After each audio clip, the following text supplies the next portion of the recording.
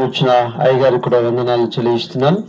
మరి కీర్తనకాడు రాసినటువంటి 112వ కీర్తన నుంచి మరి మనం మొదటి నుంచి చివరి వరకు చదువుకుందాం.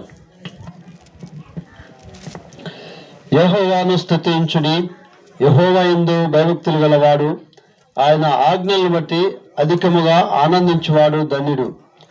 వాని సంతతి వారు భూమి మీద బలవంతులగుదురు, యథార్థవంతుల వంశపు వారు దీవింపబడుదురు.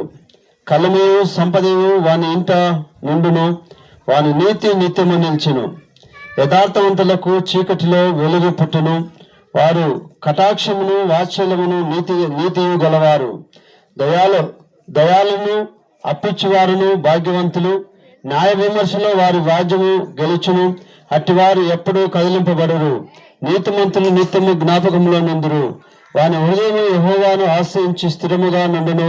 వాడు దుర్వ్యక్తు జడియుడు, వాని మనసు స్థిరముగా నుండును. తన శత్రువుల విషయమైన తన కోరిక నెరవేరు వరకు వాడు భయపడడు. వాడు దాతృత్వము కలిగి బీదలకిచ్చును, వాని నీతి నిత్యము నిలుచును. వాని కొమ్ము ఘనత నుండి హెచ్చింపబడును. భక్తిహీనులు దాన్ని చూసి చింతపడుదురు, వారు పండ్లు కొరుకుచు క్షీణించి పోదురు.